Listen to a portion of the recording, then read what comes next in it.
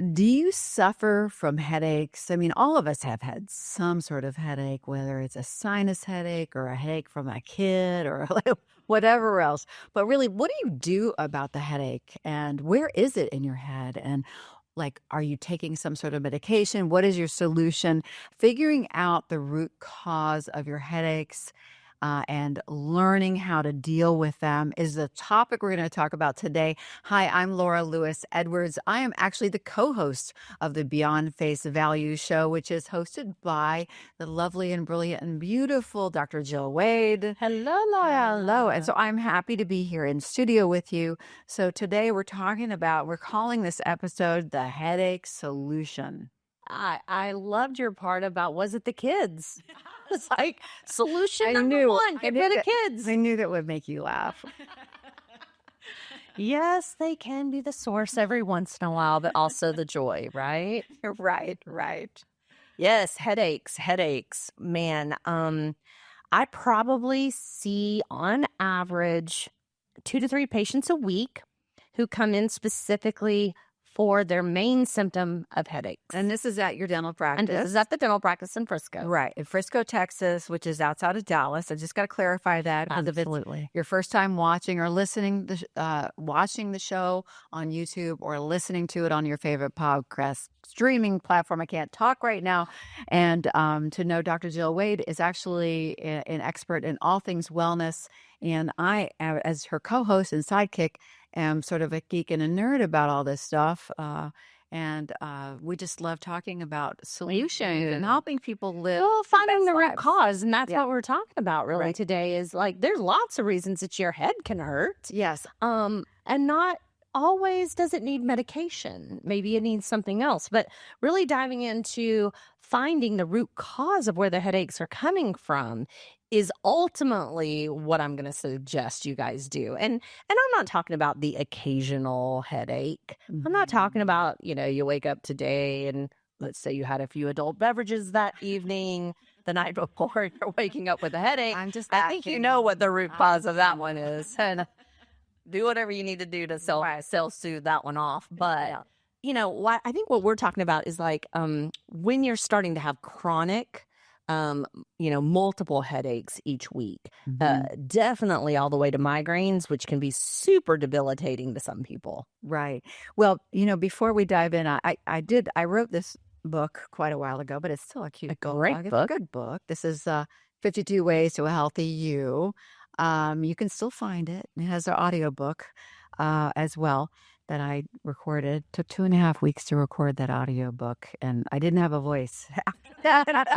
Anyway, so I did a chapter on having power over your headaches, and I just was like, oh, wait, I've got some cool stuff. And this is a little older, but the data is going to be similar. It talks about the fact that more than 45 million Americans are plagued, like you were saying, with headaches. This is according to the National Headache Foundation. And they report the American Headache Society, a different one, reports that every 10 seconds, someone in the United States goes to the emergency room with a headache or a migraine. Now that blew my mind. Yeah. Because I think about how many people in general go to the ER because they've had a heart attack. And it's really almost similar. I did not realize that many people actually had to seek all the way to the ER help. That's amazing. It's intense. Literal. And I like it. Intense. And, and I wrote this book a while ago, and sometimes I read it, I go, oh, I don't remember writing that, because I did write it. And I wrote something really cool about headaches in here to say headaches are kind of like blowing a fuse. They are usually caused by an initial constriction of the blood vessels in the head. And because the brain says, hey, we need more oxygen up here, then there's a sudden opening of the vessels causing severe pressure, hence the headache. Now, that's just one type of headache, because I know there are other types of headaches, because there's actually 12 types of headaches that people experience, with tension headaches, migraine headaches, and cluster headaches are the most common. And it says also 90% of all headaches are anxiety or emotionally induced, and 98% of all headaches are benign. So you don't have to worry. Right. Like a very minor amount of headaches have to do with some real serious, serious disease condition, right? But even if you're someone that's suffering, or the great word, plagued by headaches on a non-stop basis or a regular basis, then this is something that must be addressed. I know about, my sister. My sister, her whole adult life has, you know, if I don't hear from her, like, when I think I'm going to talk to her, or whatever, and all of a sudden she rises up and there she is. She lives in another state. I'm having one of my headaches again, and those headaches will last her, several days, not just an hour or two. So Debilitating. she's really suffering, and I know many people out there are going through this as well. So I like that we're going to be talking about, talking about identifying maybe the source talking about a few of the causes, but what are some solutions Absolutely. that they can consider? Well, I always have to go back to dentistry. Sorry, that's my jam. So when I have someone come into the office, sometimes they don't know why they're having the headache or why they're having the pain. And so we do have to just go into some discussions and some diagnostics of, where is it? Where does it happen? Is it only on the left side? Is it only on the right side? Is it on both sides? Does it start in the back and radiate forward? Or does it start here underneath the eyes, feel like it's behind the eyes, and then radiate to the back of the head? Because all of those really subtle symptoms, I guess you would say, and how it gets started is really pointing you to the root cause of what they are. And it can be a little challenging to figure it out. And typically it's not just one thing. Like the worse they get, or the more chronic they are, or the more pain there is, it's usually not just one trigger.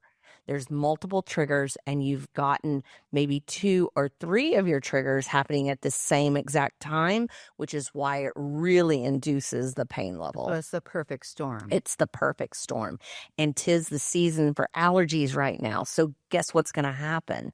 I'm going to go from 2 or 3 people a week to about 4 or 5 people a week, someone almost daily, because when we add the allergy season, i.e., even upper respiratory aspect, and people get sinus cavity infections, the swelling that will occur in the sinus cavities that makes it like literally feel swollen. And even if you like bend down onto the ground, it puts all that pressure in your head. That's when you have a really true sinus infection.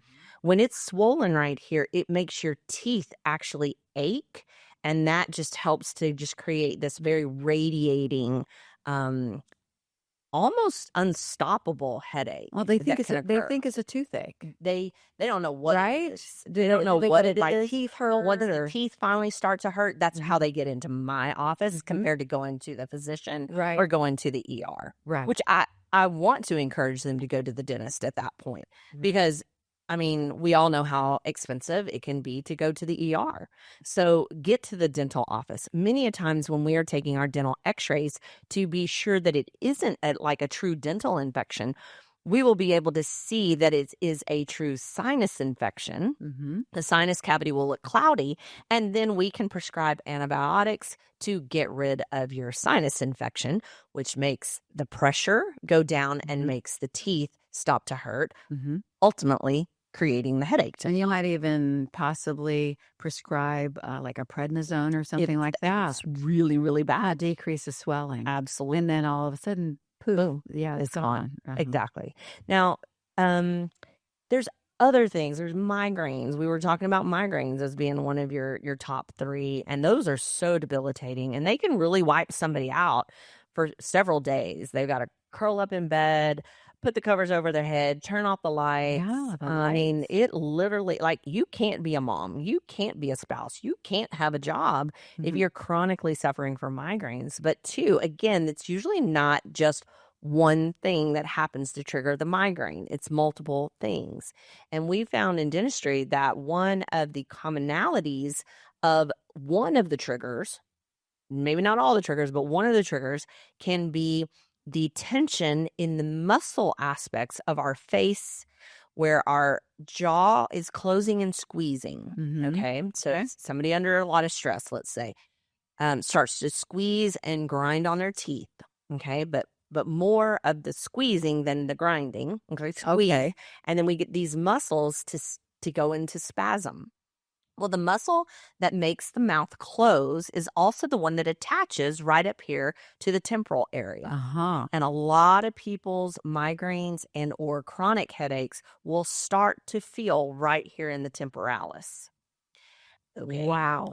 When that happens, Great info. I just is making it's just not anything that you're going to making do. me think about what I need to tell my sister. I mean, you can take the medicine, you can take the Yeah. Advil, you Right. can take the other meds, but until you get that spasm in the muscle to actually relax and stop telling this temporalis to hurt, then it's really going to take you a while to get rid of it. So devices that we have you sleep in help with that. Sometimes we do Botox in the masseter muscle and sometimes in the temporalis to make them quieten down or fall asleep, And the Botox so that is you cannot squeeze so hard. right. So the function of the Botox really is, if you're not familiar how Botox works, it relaxes those muscle fibers and actually paralyzes them. I hate to say the word. I don't like that word very much when it comes to your body. Yeah, I try to play sleep. Puts Fall those asleep. those to the sleep so you can't contract them. You can still close your mouth. You can still chew your food. But you That's can't not a problem. clench. But you cannot possibly create the force, the amount of force that you can without them. Good word. And so it's the force, Mhm. just like any muscle. Do we go work out? Do people work out on weights? And do they force themselves to use stronger and stronger weights, which then increase the size of their muscles? Mhm. We do the same thing in our faces. So if you continue to use it, you continue to use that muscle, flex that muscle stronger, without either keeping it open and kind of more relaxed with some type of device or the Botox or something like that, then all you're doing, you're becoming this mega muscle builder. Yeah. Of the muscles that you don't want to build, Correct. which is going to cause more headaches. Correct. That's and also what I said, it might change their anatomy a Oh, little it's too, very right? much With so. you're really clenching along your So jawline. if you clench across that jawline, it'll really kind of build a So- square, Uh-huh, like a right. square. And women will say to me sometimes, maybe they didn't come in talking to me about their face looking different. They came in for the pain. Yeah. But as we start to correct that and get things to relax, they say, wow, my face has gone back to looking like it used to. I looked like I had gained weight in my face. Mhm. Well, they really didn't. They had gained muscle.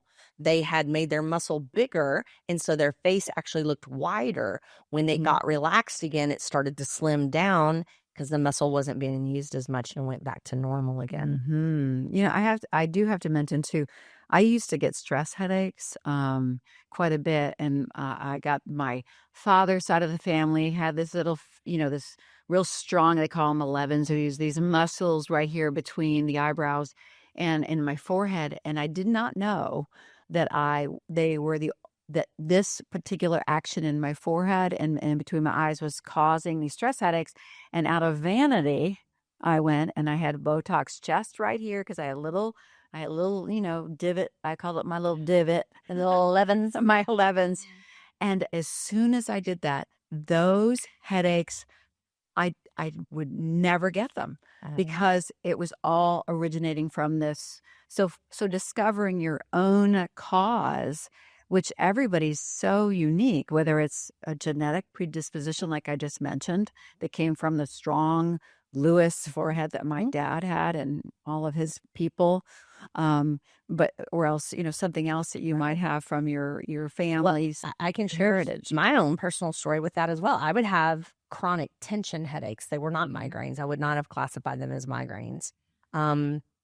But doing what I do in dentistry, I am looking down all day long, right? I have my glasses are, we look through microscopes sometimes and different things. So we look down a lot, but we want to see what we're looking at, Sure. right? And so we will sit there with our eyes really, really open so that we can see as much as we can, as clearly as we can. We're super focused.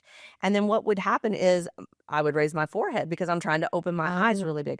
So I would have 4 really deep lines in my forehead because my muscles of my forehead were so strong.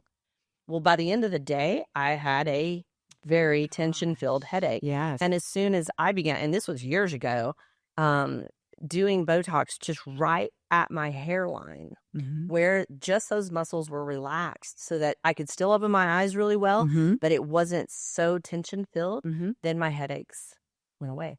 Yeah. And I always know when my Botox is wearing off because I will start to go grab Advil at the end of the day. Oh my gosh. And so it's almost like I'll know, hey, it's time for another little pick-me-up.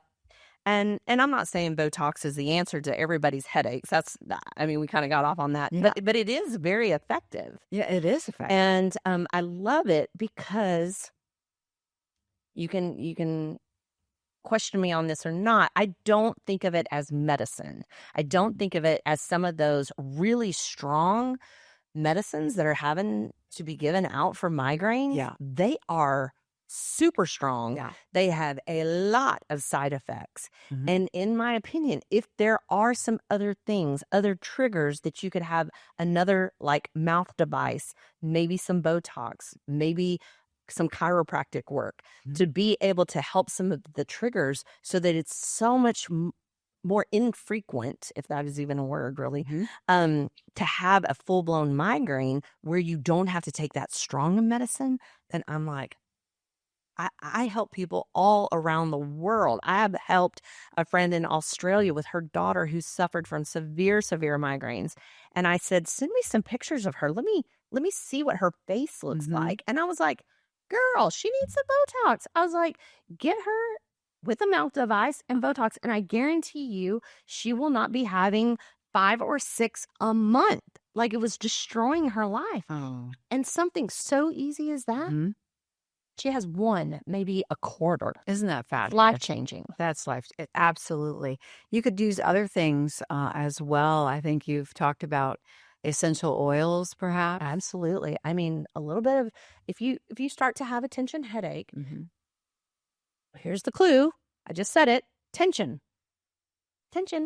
So there's something muscular going on. You've either held yourself in a weird position for a couple of days working, on the computer, doing painting, doing something that's created a lot of tension in your upper shoulder and neck area. So we've got to work on the tension aspect of things. So that will then work itself up to the temporalis area. So some peppermint essential oils. I mean, just rub it all right in here or right on your cheeks where you're feeling it. There's arnica. Arnica is a great little tool as well. All of that is very organic. And then you've got tons of different ways to stretch and heat and ice and stretch and chiropractic work that you could do. Because sometimes it's below the head. Yes, the head aches and the head aches and you think about it because you can't not think about it, right? Right. That doesn't necessarily mean that the actual tension isn't truly occurring lower back, upper shoulders, in the neck area. So don't forget being kind to yourself and getting massages and chiropractic work. It's more than a luxury. I think some people think of those types of things as just a luxury event. No, it's super good for you. It keeps you stretched out. It keeps your lymphatic system draining. And especially if you get some chiropractic work as well, it keeps you in alignment. Right. I mean, I think back in my 20s, before I was still having some headaches and that kind of thing, I remember, where our chiropractor said, when you're at home, what I want you to do is lie on the bed and then put your shoulders all the way at the end and let your head hang down, which is, I guess you call it traction, where it was relaxing my neck, where all the stress really was from my shoulders and my neck. And it was an amazing solution to go, whoa, I had no idea that I could just, or remember the inversion tables people would get on and Inversion hang tables are upside down. great. I haven't seen one in a while, but I have one. you do? I do. You invert? Oh, What? what? That's so neat. But you when you said the word stretch, and I think about everybody with their phones and their computers, looking down, not only it's looking down at your phone and and thinking about what's happening to your spine and your neck, and then that compression or even not moving very much. So even if you set like a little reminder every hour, if you know you're going to be in front of the computer for like 8 hours or 4 hours or even like 3, set that little reminder to stand up and stretch, right? Where you're rolling your shoulders and moving around. And instead of, I have to tell you about my husband, who is a wonderful guy, but sometimes he's one of those people, you have people that are either kinesthetic and aware of their body, or you have others that are sort of disconnected. And I know you know who you are when I'm telling you this, because you're probably the one that goes, if you're like my husband, and he doesn't care if I tell these stories about him, is that he's already going to take a medicine instead of doing something else first, right? And I'm one to go, wait, what else do I need to do? I need to get on the foam roller. I need to, really stretch. I need to drink more water. Oh, now I know. Should I be breathing?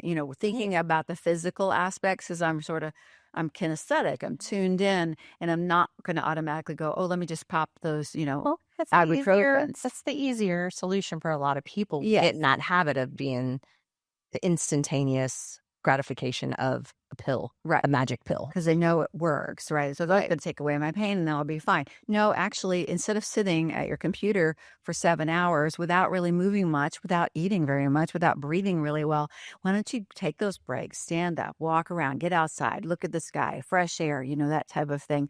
Be sure you're eating. Right. Like I was just about to say, no blood sugar. people don't even think about that. Your Mhm. head will hurt sometimes because it's trying to tell you it needs something. Mhm. And if it needs sugar, if it needs food, then it's going to try to wake you up to go get some. Right.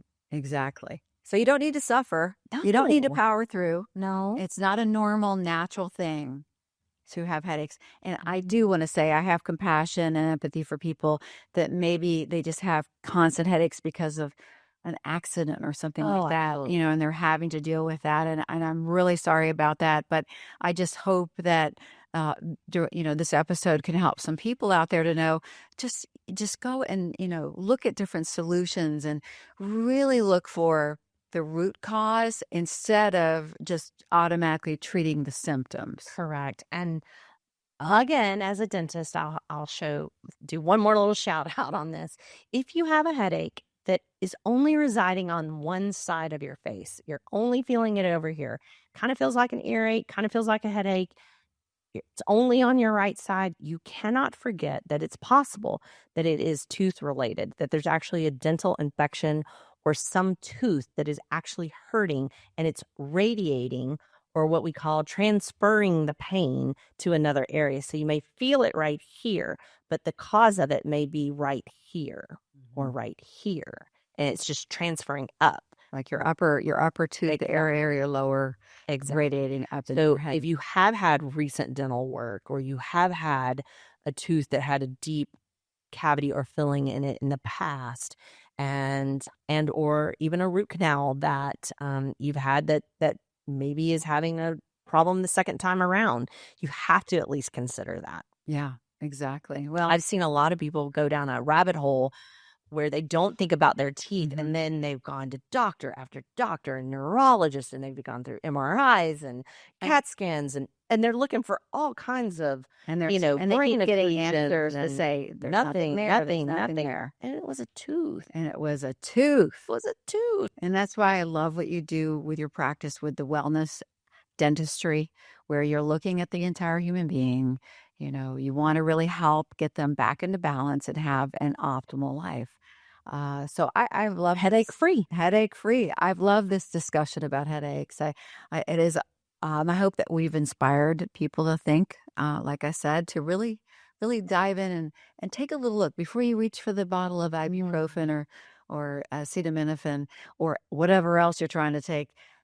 maybe turn away and Do some gentle yoga. do some yoga, do a little stretch, drink some water, Drink even some just water. go outside. Get some peppermint oil.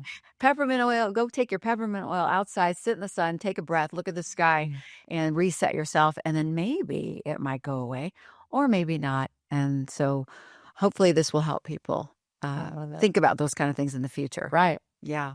Well, this has been wonderful, Dr. Jill Wade. Thank you so much for having me here as your sidekick and partner in crime in the wellness world. I'm Laura Lewis Edwards. This has been the Beyond Face Value show. We've been talking all about the headache solution. If you are listening on your favorite podcast streaming platform, you can come look at us. Come out to our YouTube channel over at Stonebriar Smile Design YouTube channel. And there's a whole playlist of the Beyond Face Value show. And if you like what you've heard, you like what you see, tell your friends about us, subscribe, like, follow, do all that stuff. It will really help us spread the word of wellness around the world. I hope you have a wonderful rest of your day. Also, to help us grow and expand our reach, be sure to like and subscribe to this show on YouTube or your favorite podcast platforms such as Spotify, Apple Podcasts, or whatever you prefer. Just remember, it's time to live your legacy now. I'm Dr. Jill Wade, and this has been the Beyond Face Value Show. Until next time.